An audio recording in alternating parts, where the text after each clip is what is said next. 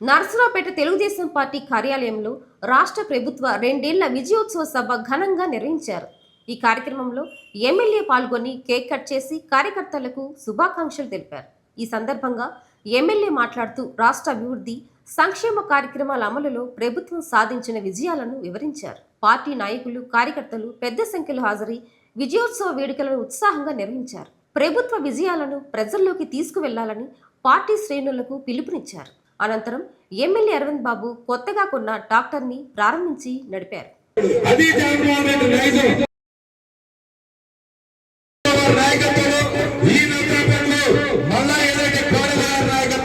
మన నాయకుడు నారా చంద్రబాబు నాయుడు గారు ఎప్పుడూ ఖాళీగా ఉండలేదు. మరి డిప్యూటీ సీఎం గారు ఖాళీగా ఉండలేదు, నరేంద్ర మోడీ గారు ఖాళీగా ఉండట్లా. వాళ్ళే ఆ విధంగా పనిచేస్తున్నప్పుడు మనం ఏ విధంగా పనిచేయాలని ఆలోచన చేయాలి. మనం ఎవరో చెప్పారు, ఎవరో చేయమన్నారంటే కాదు, మన పని మనం చేయాలి. 5 ఏళ్లు పడిన కష్టానికి మనం ఇవాళ ప్రభుత్వాన్ని తీసుకొచ్చినప్పుడు దీన్ని కాపాడుకునే బాధ్యత కూడా మన మీదే ఉంది. మనం ఎందుకు గెలిపించుకున్నాము, ఎందుకు కాపాడుకున్నాం అనేది ఒకటి అర్థం చేసుకోవాలి.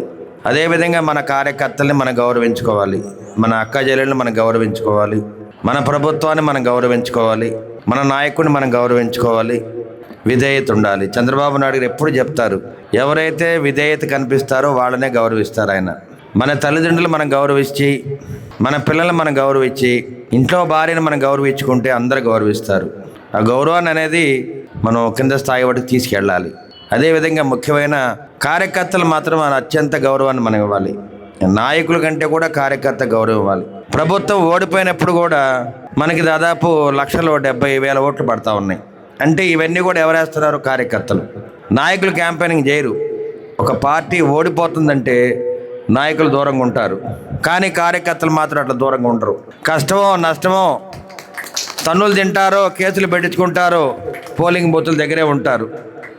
ఇది నేను 2019లో చూశాను, 2024లో చూశాను.